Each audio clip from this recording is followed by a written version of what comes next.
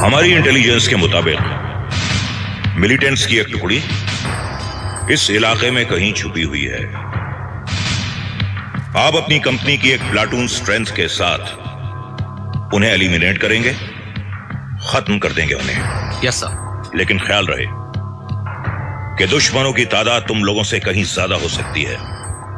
And mind it, they are fanatics and religiously motivated. होंगे sir, लेकिन हम एक एक हिंदुस्तानी भी 10-10 के बराबर होते हैं सर। और फिर सर, हमें सिखाया भी गया है कि जंग हौसले से लड़ी जाती है, तादाद से नहीं। किस में जुर्रत है जो लाए हमारी परवाज में कोताही। हम परों से नहीं, हौसलों से उड़ते हैं। I like your confidence. Good luck and good hunting. So अल्लाहू अल्लाहू अल्लाहू अल्लाहू अल्लाहू अल्लाहू अल्लाहू अल्लाहू अल्लाहू अल्लाहू अल्लाहू अल्लाहू अल्लाहू अल्लाहू। जिहादियों, इस्लाम की हिफाजत करना हमारा फर्ज है। आज कश्मीर में हमारे मुसलमान भाइयों का कत्लेआम किया जा रहा है, हमारी बहनों की इस्मत को लूटा जा रहा है। उन्हें हमें इन काफिरों के जुल्म से बचाना है। जिहाद हर मुसलमान पर फर्ज है। हमें अल्लाह की राह पर जिहाद करना होगा। नारा तकबीर, नारा तकबीर, नारा तकबीर। नासिर, तुम अपने जवानों के साथ इस तरफ से मोर्चा संभालो। सर। जसवंत, सर। तुम इस तरफ से। सर। और बहुत शांति के साथ पहाड़ी पर चढ़ना। याद रहे, दुश्मन बहुत चालाक है। डोंट वरी सर, मैं अकेले सब पर भारी पड़ूंगा सर। इंशाअल्लाह सालों को भून कर भुर्ता बना देंगे। All the best.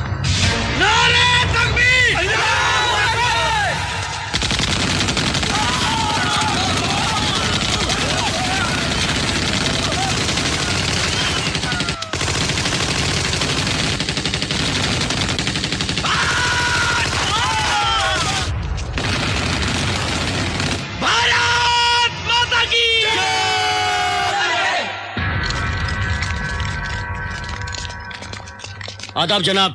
आदाब। बहुत अफसोस की बात है जनाब कि आपके भाई जनाब फजल बेग ने दुश्मनों के साथ लड़ते हुए शहादत हासिल की।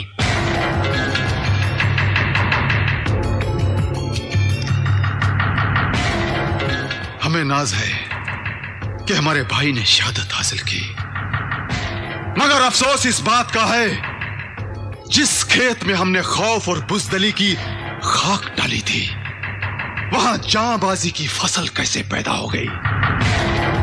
मुझे मेजर राम चाहिए, जिंदा।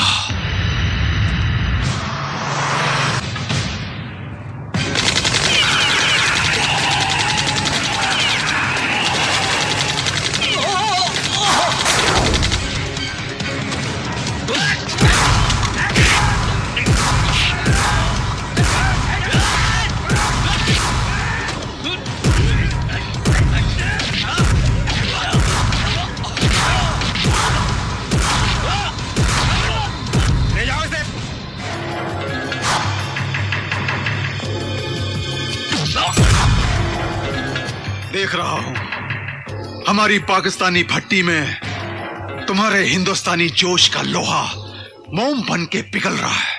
तेरी पाकिस्तानी भट्टी में तो इतनी भी गर्मी नहीं कि वो हिंदुस्तानी मोम तक को पिघला सके।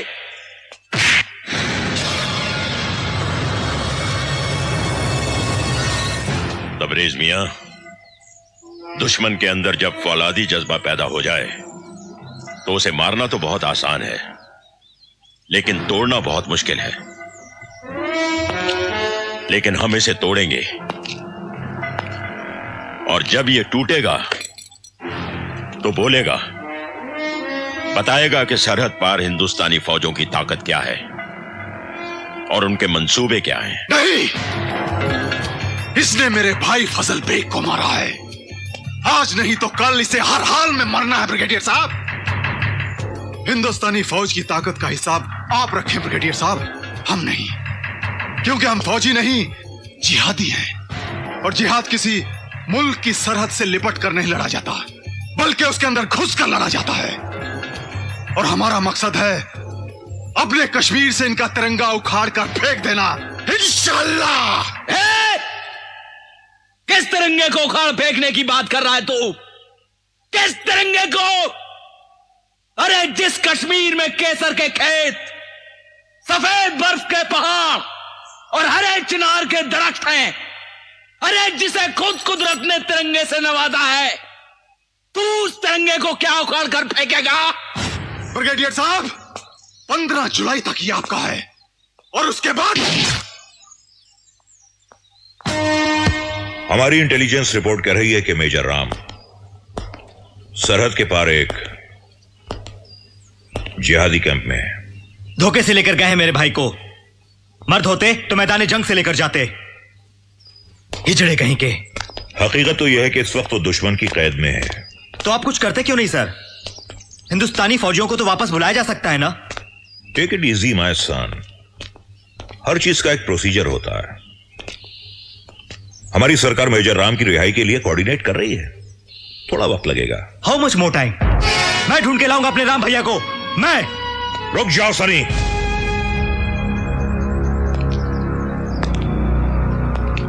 ऐसी कोई हरकत मत करना जिसकी वजह से तुम्हें सारी जिंदगी पछताना पड़े। प्यार करने वाले कभी पछताते नहीं है सर, प्यार पर निछावर हो जाते हैं। और राम भैया तो मेरे लिए श्री राम है।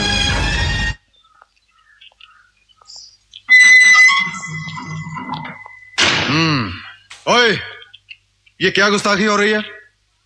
हिंदुस्तानी मेजर को कुत्तों का खाना खिलाया जा रहा है? हाँ? अरे आज तो इनको दावत करवानी चाहिए। ओ, बिरयानी, कबाब, दम पुख्त मुर्गा। आज जश्न का दिन है ना, फतेह का दिन, फतेह का।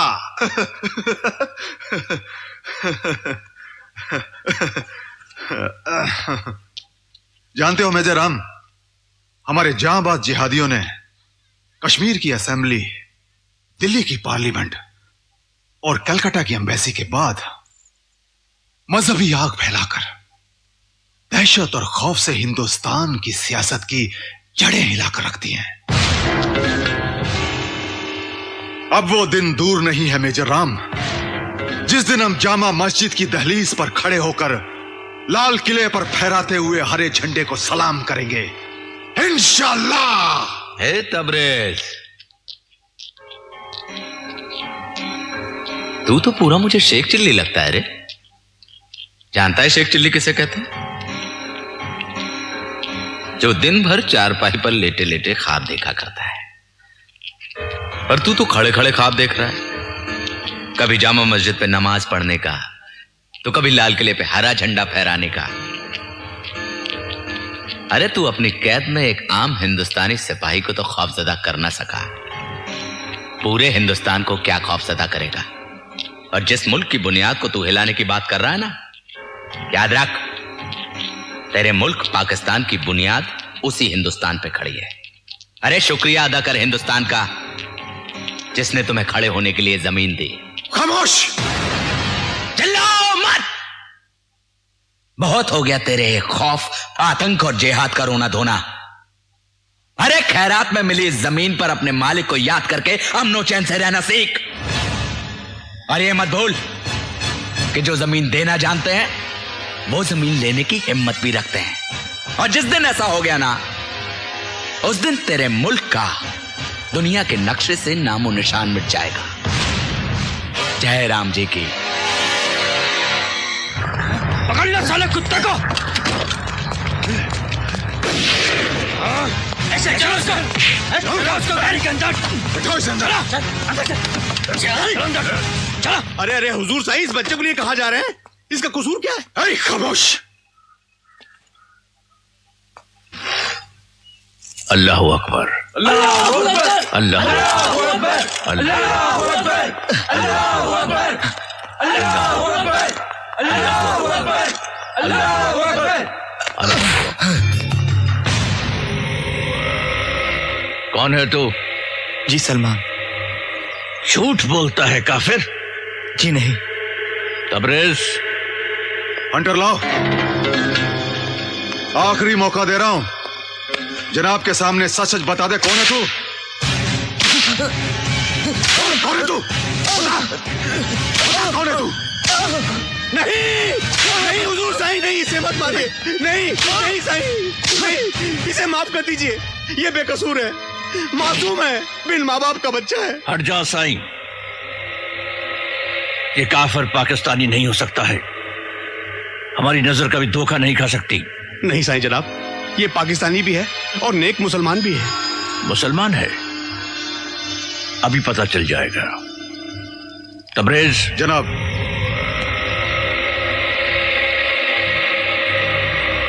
जी। जमाल। जनाब। इसकी सलवार उतारो और मुआयना करो। चलो। नहीं चल। नहीं साईं।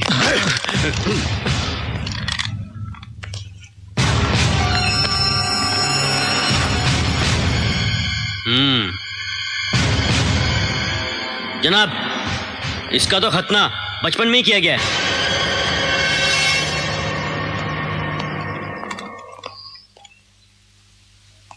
हो गई तसल्ली?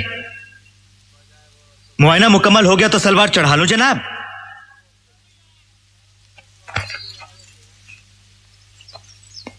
वाह जनाब वाह, क्या खूब तरीका है एक मुसलमान की पहचान का। वाह। मैं आपसे पूछता हूं, आपसे और आपसे भी जनाब, आप सबने तो अल्लाह ताला के फजल से सच्चे मुसलमान के घर जन्म लिया है, लेकिन क्या आपको अपने मुसलमान होने का सबूत इस तरह कपड़े उतरवा कर देना पड़ा है?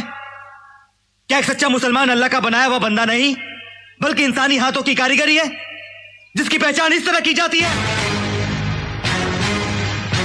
आप सब खामोश क्यों हैं? जवाब दीजिए, क्या यही तरीका है एक मुसलमान की पहचान का? अगर यही तरीका है तो अल्लाह माफ करे, इंसान पैदा तो हिंदू होता है, सिर्फ इंसानी हाथों की कारीगरी उसे मुसलमान बना देती है। ले जाओ इस गुस्ताख को। शुक्रिया साईं जनाब, अल्लाह हाफिज। चलो। तबरेज, इसकी कोई भी हरकत से पता चले कि ये गद्दार है, हजारों गोलियां इसके सीने में दाग देना।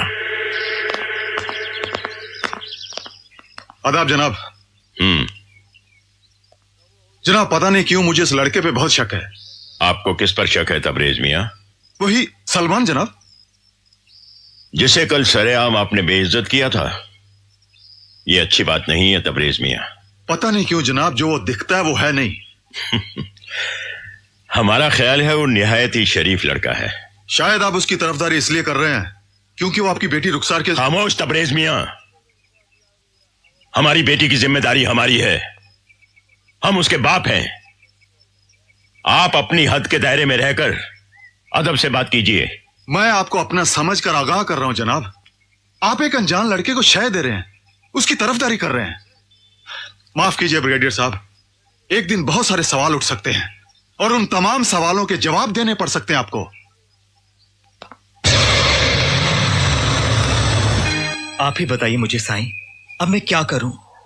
कैसे पहुंचूं राम भैया तक? बहुत अकेला, बहुत कमजोर महसूस कर रहा हूं अपने आप को मैं।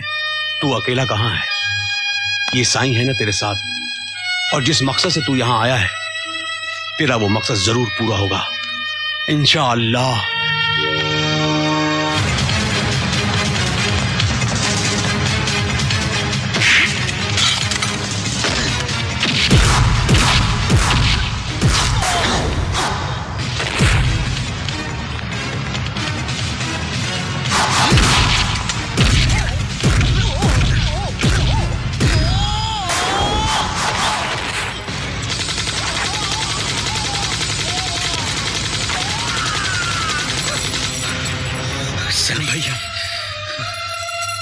राम भैया चलिए। चलो।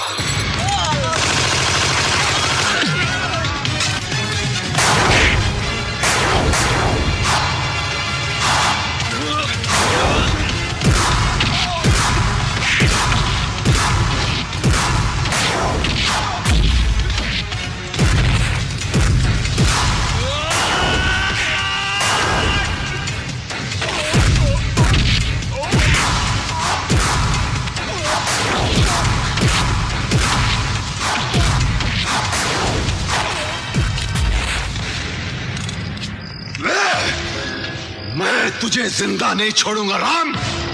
मैं तेरी मौत बनकर आया हूं राम।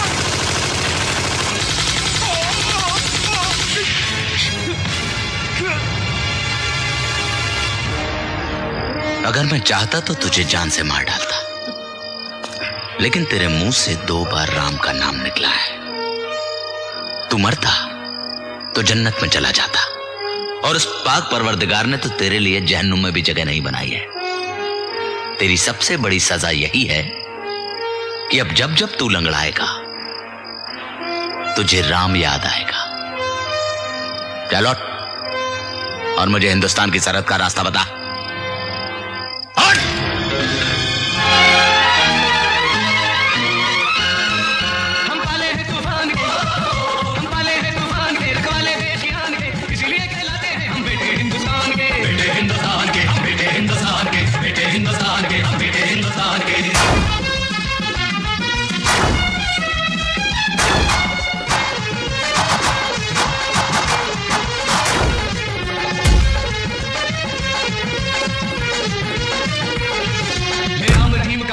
कृष्ण करीम का भारत है।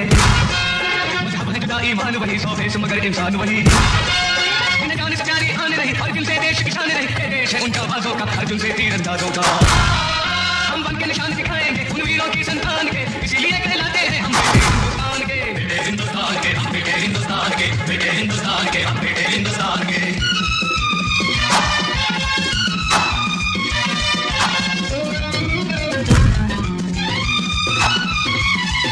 ये देश है गौतम गांधी का, ये देश है नानक तुलसी का, शिवाजी सुभाष जवाहर का, ये देश है लाल बहादुर का। कश्मीर से कन्याकुमारी तक कितने ही दमन इस देश के, सुखदेव भगत सिंह राजगुरु अनमोल रतन इस देश के हैं। जो कहते हैं कर देते हैं, पक्के हैं